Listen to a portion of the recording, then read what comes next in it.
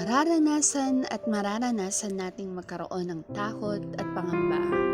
Yung tipo na mapapatanong ka, kakayanin pa ba o hindi na kaya? Pero inaalaw ng Diyos lahat ng ito para ituwid at patatagin tayo. At di niya tayo pababayaan dahil sasamahan niya tayo sa ating laban. Tulad nga ni David na hinarap si Goliath na mas malaki pa sa kanya, ay napagtagumpayan niyang matalo siya. Dahil sa Diyos na buhay na kanyang pinagkatiwalaan at pinanampalatayaan. Makikita mo ito sa Book of 1 Samuel chapter 17. Be strong and courageous. Because in the name of the Lord, He is the most powerful of all. Hindi kailangan ng espada, sipat at punyal para lumaban. Kung kaya't sa pagtawag pa lang sa pangalan ni Jesus, kayang-kaya mong labanan anuman ang pagsubok mo sa buhay. Be strong and courageous because of the living God.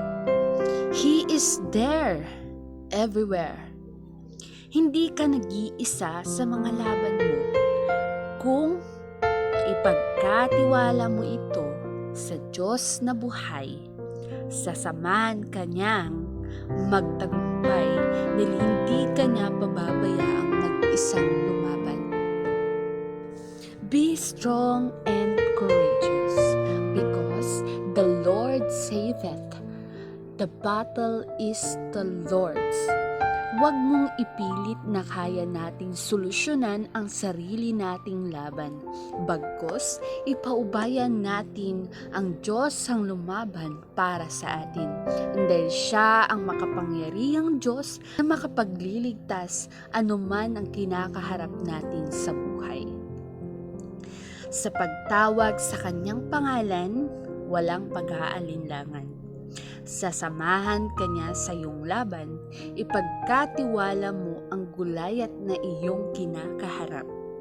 Mabigat at pinakamabigat, asahan mong pagtatagumpayin ka niya anuman ang hirap. Kaya't ipaubaya mo sa Diyos maging ang kalaban mo man ay may espada, sibat at punyal na suot. Sigurado, tagumpay ang matatanggap mo. Pasasalamat sa Diyos dahil hindi tayo binibigo. At sabi sa Joshua 1:9, "This is my command, be strong and courageous. Do not be afraid or discouraged. For the Lord your God is with you wherever you go."